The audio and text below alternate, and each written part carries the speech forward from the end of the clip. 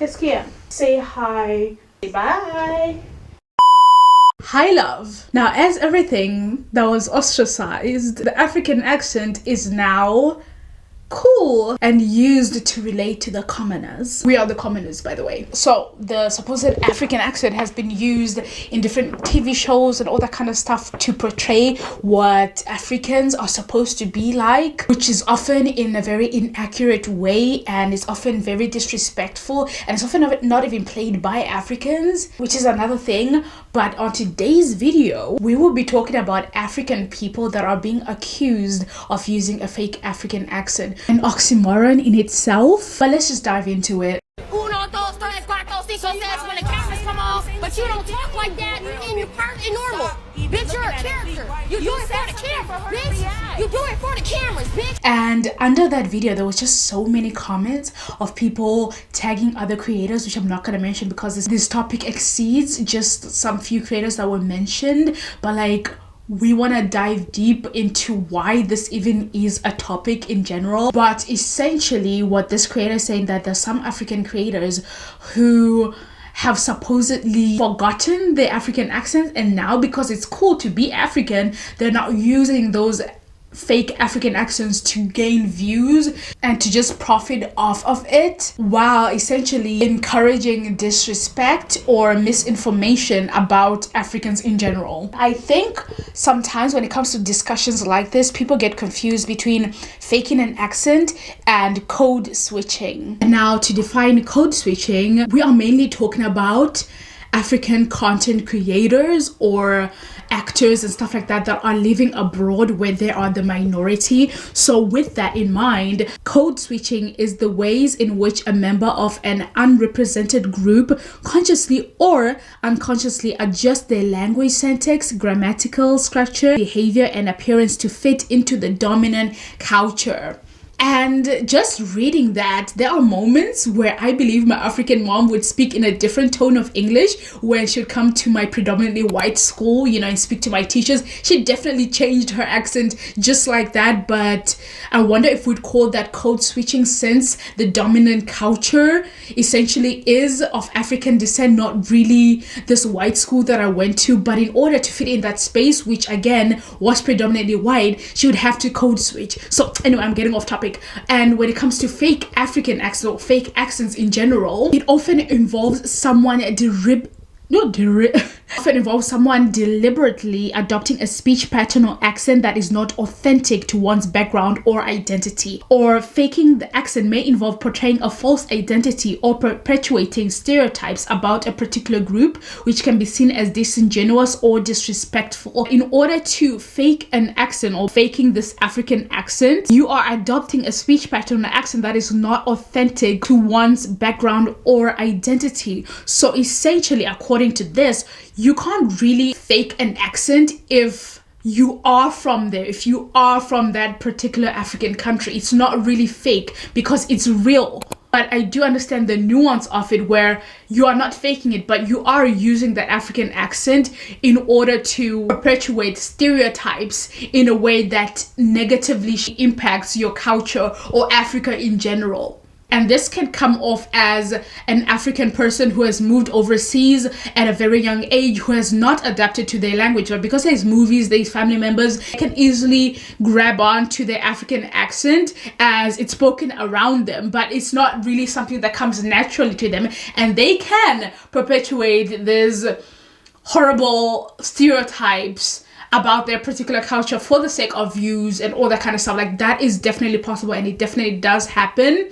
But there's also where someone has moved to a different country and they still have their African accent. I'm speaking in general here. Obviously, wherever you come from, Somalia, all that kind of stuff, they still have their African accent, and they can choose to code switch subconsciously and consciously depending on what type of audience, all those type of things really come into play. So I think essentially what makes people call them out is when they see someone makes a caricature. Is that how you say caricature? I don't know how to say the word, but that you know, into the stereotypical, you know, exaggerated version of whatever particular African culture, you know, for the sake of getting laughs and all that kiki and stuff. But then there are actual people that do speak that way who are now not going to be taken seriously, because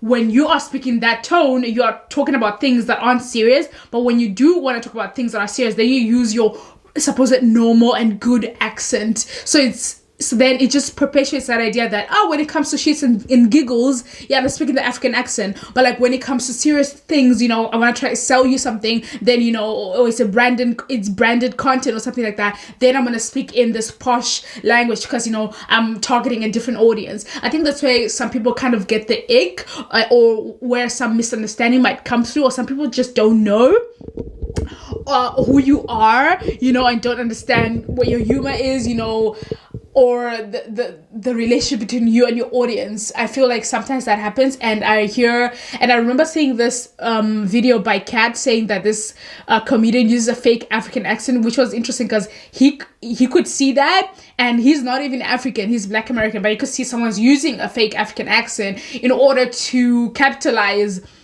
or to gain some sort of, you know, street cred, I don't know, for being, you know, real, you know, to the African crowd. And sometimes saying that it even sounds wrong, the African crowd, because I feel like when people use these fake African accents, they're not really doing it for the African people, they are doing it for other people who don't know that there are actual different countries in Africa, and within those countries different languages, different cultures, so therefore, you know, there isn't really an African accent, you know. So in conclusion, when it comes to content creators being accused of, you know, faking African accent, I feel like if they are African and they speak their home language, they speak that way, they've always spoken that way, it's not fake, they might code switch, and it is a reason that you can only understand once you're in that country and you understand how it is being a minority. I believe if I was still back in South Africa and had never come overseas, I would not understand. I'll probably see it as like, oh, you think you're better now. I'll probably have that type of mindset. But now that I'm actually a minority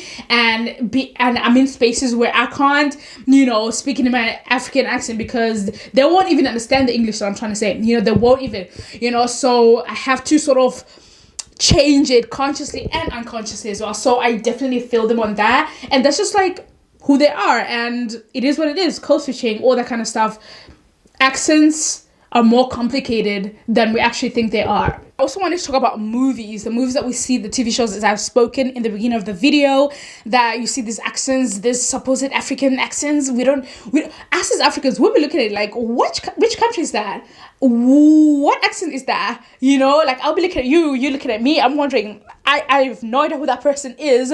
You know, they trying to sound like us, but no, they look like us, but they don't sound like us. You know what I'm saying? Because I can always tell if that's a Nigerian accent, if that's a South African accent, if that's a Zimbabwean, Malawian, I can always tell. But apparently there's this other world where the lack of input that is put behind these movies and TV shows just shows who their target audience is, and is definitely not for us. And it's just as noticeable as I, as a woman, can clearly see that this woman character was definitely written by a man. It's as clear as day.